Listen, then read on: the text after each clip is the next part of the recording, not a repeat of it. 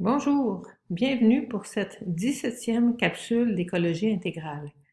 Noël est à nos portes, on va entrer dans le temps de Noël qui a lieu de la nuit de Noël, le 24 décembre, jusqu'à la fête du baptême de notre Seigneur qui est le 9 janvier. Le thème de ce temps-là, c'est « Avec lui, vivement la lumière ».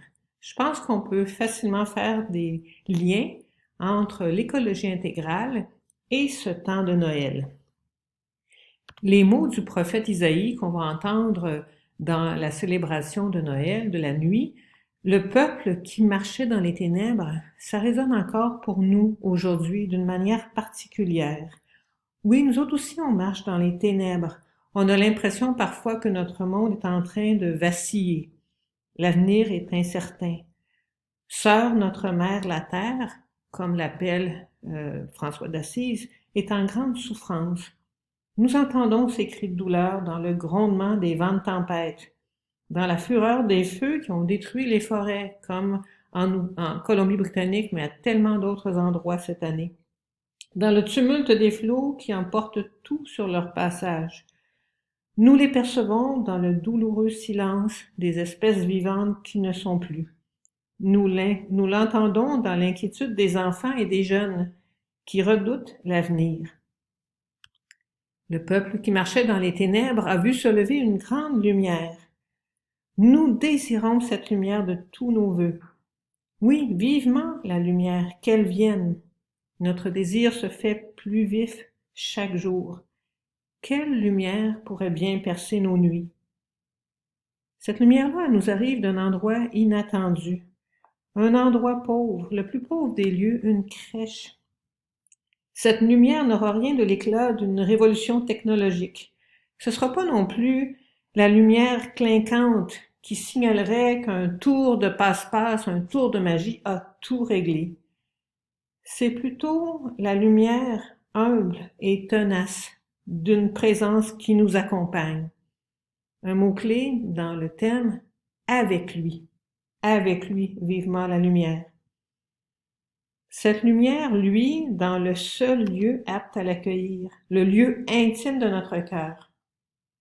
La présence qu'on accueille ne changera pas la réalité extérieure.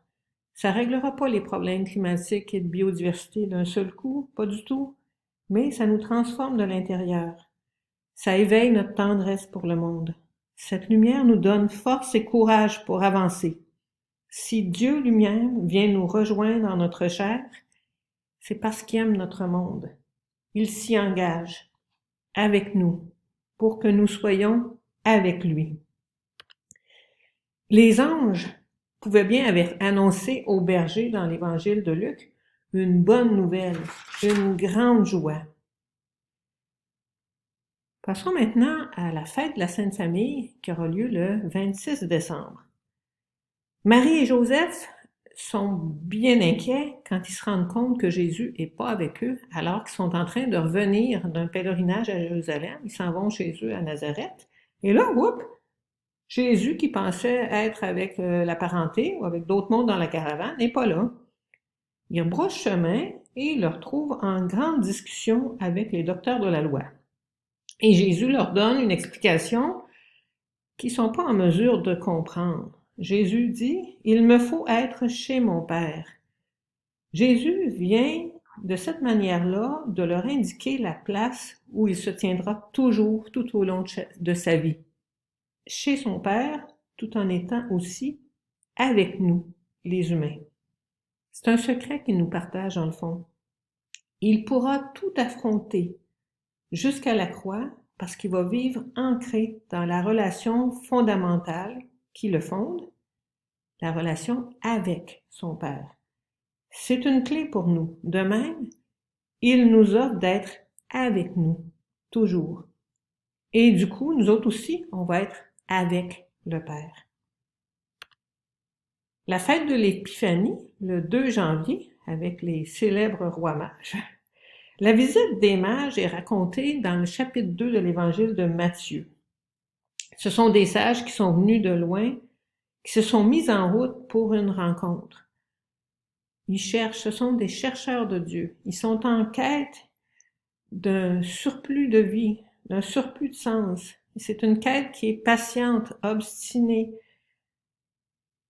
Et ça vient nous dire que la présence de Dieu à travers Jésus est disponible pour les gens de tous les pays, de toutes les langues, de toutes les cultures et religions. Comme le dit aussi Matthieu dans son évangile, au chapitre 1, Jésus, c'est l'Emmanuel, Dieu avec nous. Et on découvre ici que ce « nous » a les dimensions du monde entier, en lien avec une spiritualité écologique, qui est aussi une spiritualité de la création. On peut lire ici une invitation à étendre notre solidarité à l'ensemble du monde, tout en l'ancrant aussi là où nous avons les pieds. Et le temps de Noël se poursuit jusqu'à la fête du baptême du Seigneur, le 9 janvier. Et là, Jésus entend ces mots qui viennent d'une voix céleste, d'une voix de Père. « Toi, tu es mon Fils bien-aimé, en toi je trouve ma joie. » Cette parole est fondatrice pour Jésus.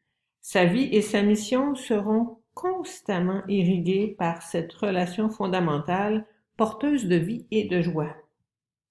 Oui, j'ai bien dit mission. Le baptême de Jésus, dans le fond, c'est la première étape de sa préparation pour aller vivre sa mission. La deuxième étape, ce sera les tentations au désert, qui seront l'occasion de vérifier s'il a bien compris ça veut dire quoi, fils de Dieu.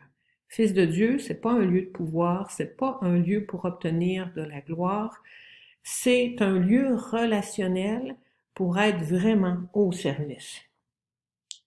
Alors, cette posture de Jésus est aussi éclairante pour nous tous qui voulons nous engager à faire advenir un monde plus juste, plus résilient et plus fort. Notre point d'appui qui peut nous donner force, courage, résilience pour avancer, c'est notre lien avec lui, Jésus, qui est la lumière du monde. Bon temps de Noël.